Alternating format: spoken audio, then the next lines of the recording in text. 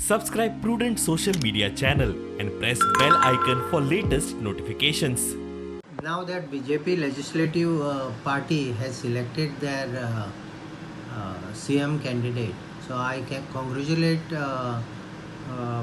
Pramod Sawant for taking it again as a Chief Minister of Goa, and he has shown very good competency during the last 10 years.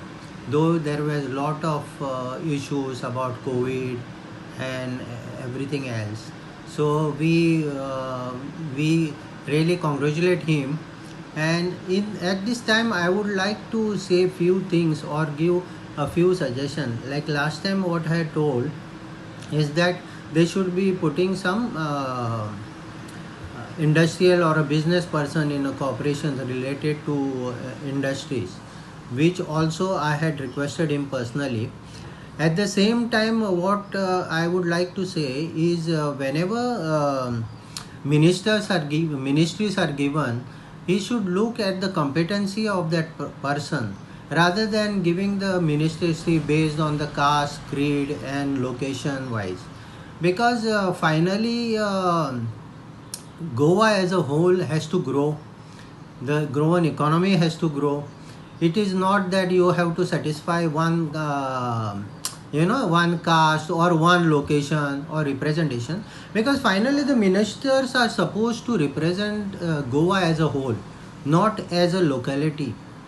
So this must be understood by everybody, and I think our CM Pramod Bab will listen to this.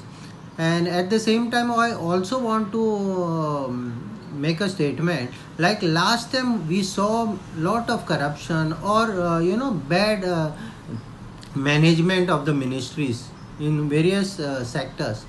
So I feel that the same people should not be repeated, or same person should not be given ministries again and again, because they know how to handle and how to so I don't have to spell out everything. So it's better that it is given in rotation, so that we can really see some good things happening in Goa.